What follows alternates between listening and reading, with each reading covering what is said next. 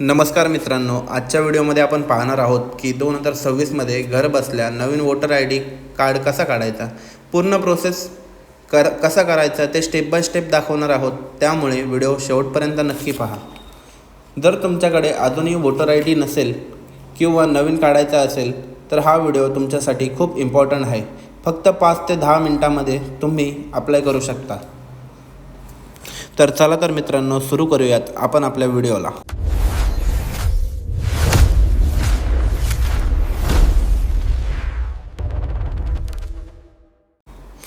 सर्वात आधी तुम्हाला डिस्क्रिप्शनमध्ये दिलेल्या लिंकवरती क्लिक करून ऑफिशियल वेबसाईटवरती यायचं आहे.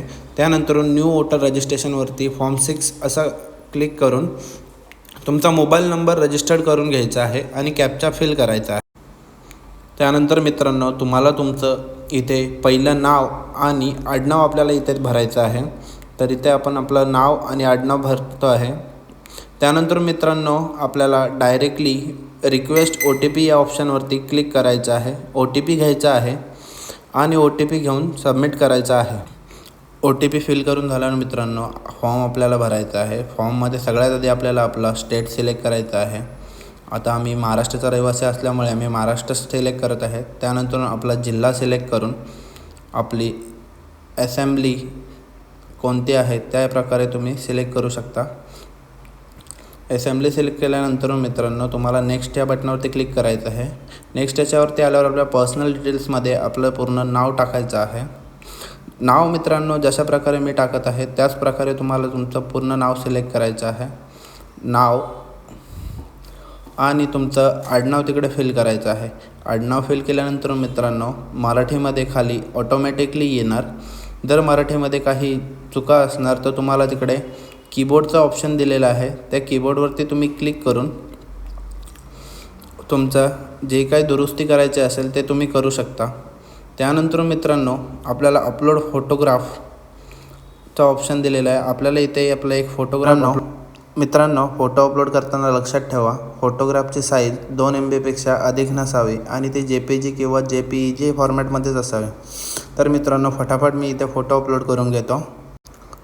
मित्रांनो, फोटो अपलोड झाल्यानंतर तुम्हाला असा मेसेज येणार. त्यानंतर नेक्स्ट या बटनावरती क्लिक करून तुमची name and surname of father रिलेटिव्सची आपल्याला इथे इन्फॉर्मेशन भरायची आहे.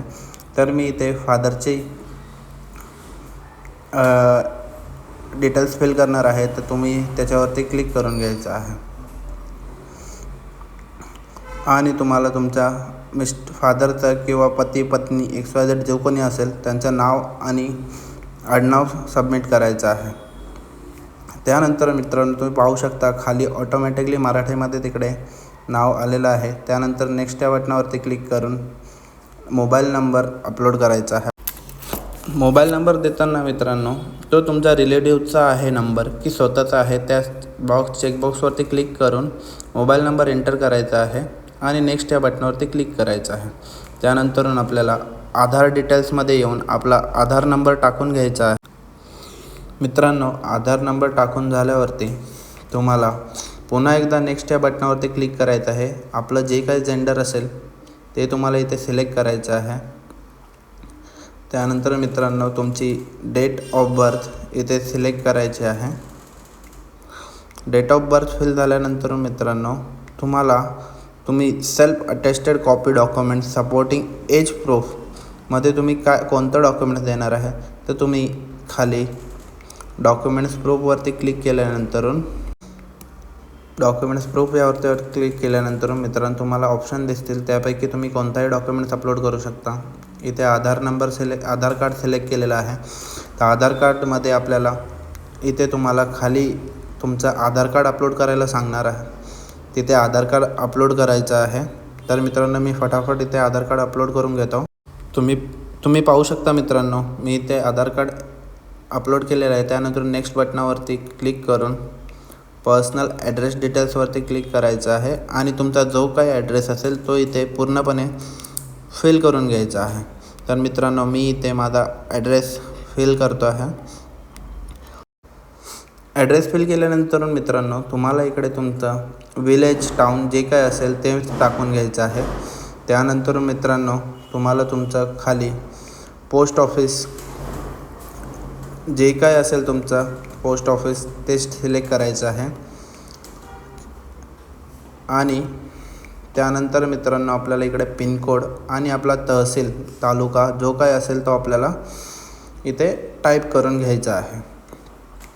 टाईप झाल्यानंतर मित्रांनो तुम्हाला तुमचं डिस्ट्रिक्ट फिल करायचं आहे. त्यानंतर आपल्याला स्टेट ऑटोमॅटिकली ऑलरेडी सिलेक्ट केलेलं होतं.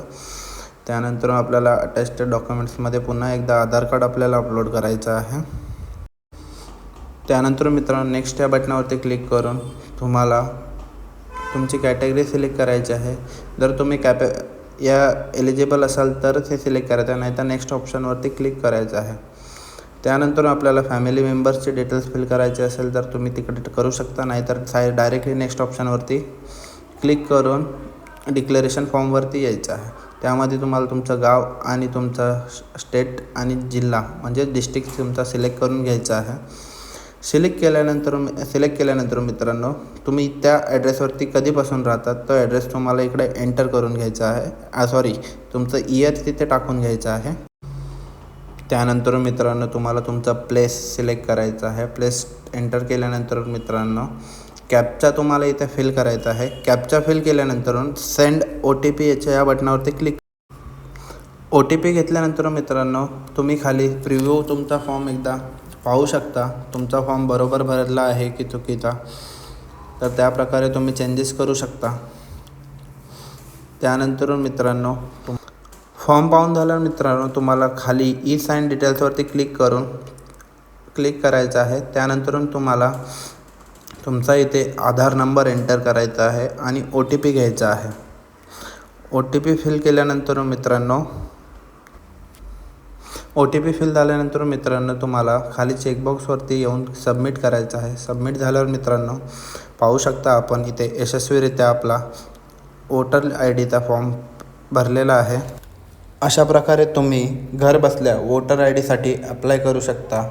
अशाच युजफुल व्हिडिओसाठी मित्रांनो व्हिडिओला लाईक करा, चॅनलला सबस्क्राईब करा आणि बेल आयकॉन दाबा. धन्यवाद.